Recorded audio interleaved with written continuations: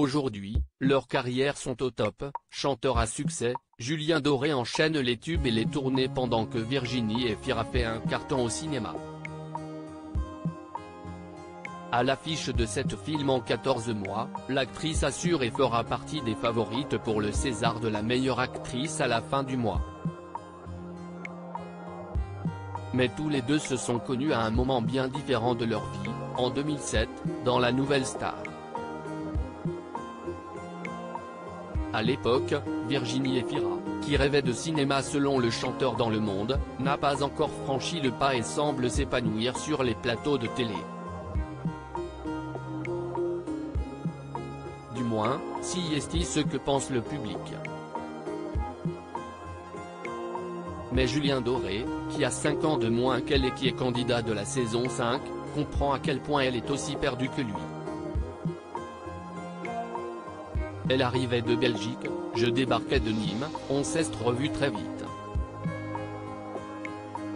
On s'est retrouvés dans certaines situations absurdes, au milieu d'humains qui se réunissent et ne partagent rien, ne s'écoutent pas, ne se regardent pas.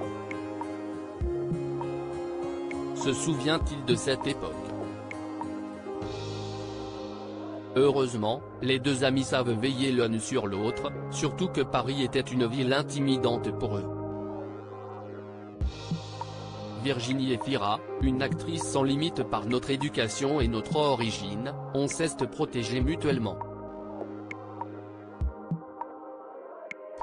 On s'est même demandé s'il fallait gommer nos accents, raconte le papa d'un petit garçon, qui a fini par retrouver son ami dans le clip de sa chanson Kiki. Conscient du doute qui habite la jeune femme à l'époque, le cinéma lui paraissait impossible alors.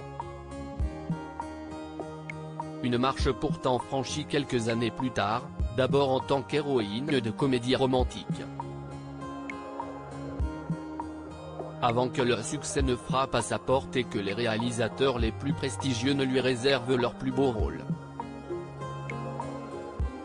Éclatante dans 4 films en 2022, En attendant Bojangles, Don Juan, Revoir Paris et Les enfants des autres, l'actrice sera sûrement accompagnée au César par son compagnon Nils Schneider, rencontré en 2018 sur le tournage d'Un amour impossible, et qui vit avec elle et sa fille Ali, dont le père est le réalisateur Mabrouk El Mekri, à Paris.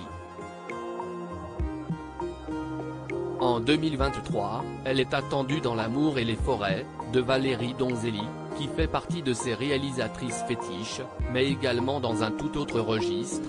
En effet, elle rejoindra Jonathan Cohen, Leila Bekti, Géraldine Nakache ou encore Pierre Ninet dans la saison 3 de LOL, qui ressort sur Prime Video. Qu'on attend avec impatience.